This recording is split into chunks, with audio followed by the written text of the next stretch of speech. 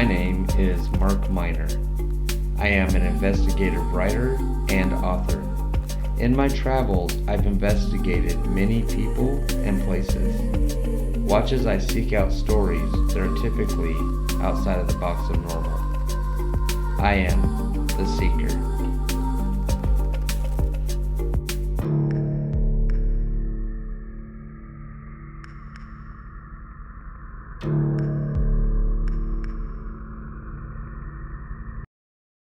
Welcome back to another episode. I am pretty excited about this one. We do have a lot to cover because there's a lot of history to this location here. But it all started when I went to Antelope, Oregon.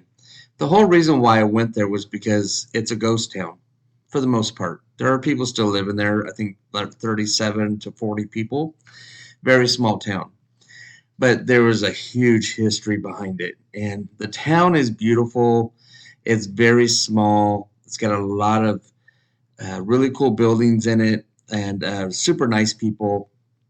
But they have been through some heck throughout their life. And it all started when a cult decided to move into their town or near their town and then try to take it over. So let's get into it a little bit. So Rajneeshpuram was a religious intentional community in Wasco County, Oregon, incorporated as a city between 1981 and 1988. Its population consisted entirely of Rajneeshis, followers of the spiritual teacher Rajneesh, later known as Osha. Its citizens and leaders were responsible for launching the 1984 Rajneeshis bioterror attacks, as well as the planned 1985 Rajneeshi assassination plot in which they conspired to kill Charles Turner, the then U.S. Attorney for the District of Oregon. So tensions with the public and threatened punitive action by Indian authorities originally motivated the founders and leaders of the Rajneeshi movement. Some of these words are very hard to pronounce, so I'm going to try to get through it as best as I can. So Bhagwan Sri Rajneesh and Ma Anand Sheela to leave India and begin a new religious settlement in the United States. Discussions of this new settlement began as early as 1980, but Rajneesh did not agree to relocate until May of 1981, when he traveled to the United States on a tourist visa for medical purposes. Rajneeshpuram was planned from the beginning as a home for Rajneesh's followers in the United States, most of whom were told to sell all their belongings before moving there. The decision to register as a town was made primarily so that Rajneesh could govern over his followers without attracting attention from authorities. Rajneeshpuram was on the site of a 64,229 acre Central Oregon property known as the Big Money Ranch. Excuse me.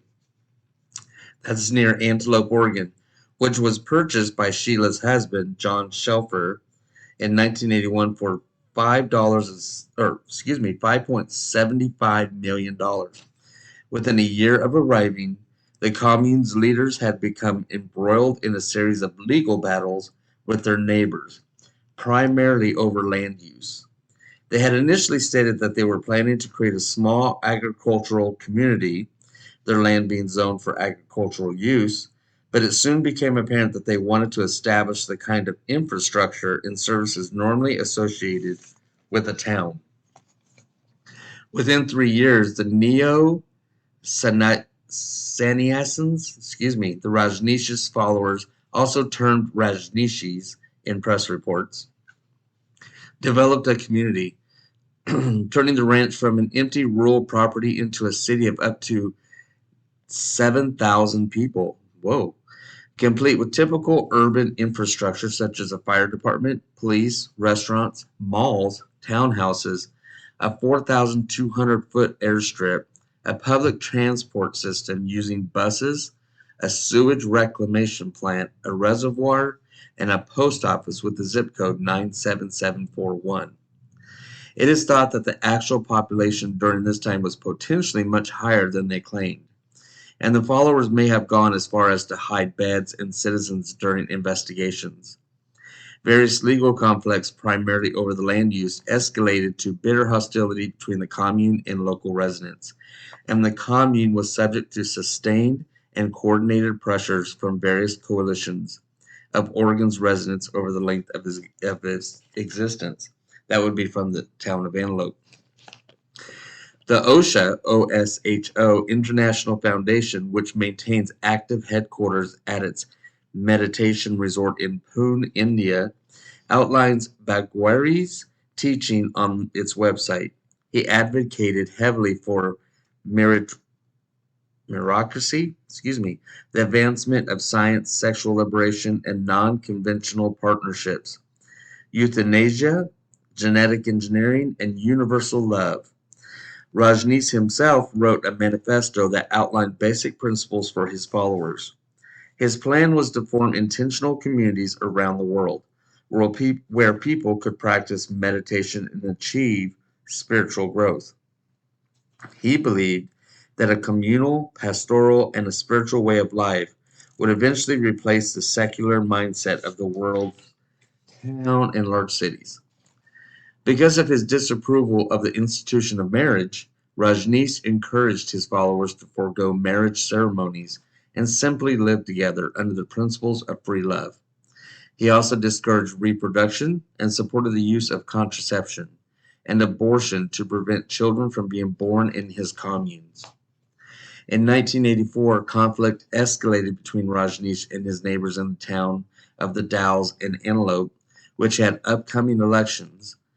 Rajneesh and his disciples had put together a block of candidates, and they decided to incapacitate the city's voting population on election day. From August 29th to October 10th, Rajneeshis deliberately used salmonella cultures to contaminate the salad bars at nearly a dozen local restaurants. Although there were no fatalities from the attack, over 700 residents fell ill. 45 people were hospitalized, including an infant and an 87-year-old man. Local residents suspected that Rajneesh's people were behind the attack and turned out in droves to vote, effectively preventing any Rajneesh's candidates from winning the election. A federal investigation revealed that there had been a good deal of experimentation at Rajneeshpuram with bacteria and poisonous chemicals. Sheila Silverman and Diane Yvonne Onang, called Ma Anang Sheila and Ma Anang Puja in the ashram, were found to be the main planners of the attack. Nearly everyone interviewed at the ashram said that Rajneesh knew about Sheila and Puja's activities. In October of 1985, Rajneesh left Oregon and flew to North Carolina, where he was arrested. Although he was never charged with crimes relating to the bioterrorism attack in the Dalles, he was convicted of 36 counts of immigration violations. He entered an Alford plea and was deported. The day after Rajneesh's arrest, Silverman and Onang were arrested in West Germany and extradited back to the United States in February of 1986. The two women entered Alford pleas and were sentenced to prison. Both were released early for good behavior after only 29 months. That's incredible. More than 20 countries denied Rajneesh entry after his deportation. He finally returned to Pune, India in 1987, where he revived his ashram. His health beginning to fail, Rajneesh claimed that he had been poisoned by American authorities while he was in prison. Rajneesh died of heart failure in his ashram in Pune on January 1990. Today, all Rajneesh ashrams have dispersed and moved on, besides the one in Pune, India, of course, where they rely heavily on the internet to introduce their beliefs and principles to potential new converts. The ashram in Oregon was sold several times since it was taken away from this cult, but is now currently owned by Young Life, a Colorado-based youth group with branches throughout the world. So it's like a youth camp, Christian youth camp. But there are stories behind the church that owns that youth camp. Um, I'm not going to go into that right now, but there's a whole story behind that and how the neighboring towns see the Christian youth camp as a cult in itself. So maybe it's something to do with the area. Who knows? Anyways, I did go to Antelope, Oregon, and I started filming, but it made the residents nervous. So they're more used to people coming taking pictures, and they didn't have the best light shed on them when documentaries were done in the 80s and 90s. So I decided to just take pictures and do an episode that way, because I didn't want to offend any of the people in the town. And they were very nice to me, very welcoming, and it's a beautiful place to go. Very beautiful. Um, it's got some great buildings. So what is astounding to me is the people in the Dalles and the town of Antelope, Oregon, really fought to get this cult of the Rajneeshpuram out. And for that little amount of people to go up against a cult of up to as much as 10,000 people is amazing to me. Is purely amazing to me. And these people have a heart of gold and just strength beyond recognition. So, but if you want to do more research on the Rajneesh Purim or the Rajneesh cult, it's all over the internet. And this is why I was super surprised to have learned about the history when I did go to Antelope, Oregon.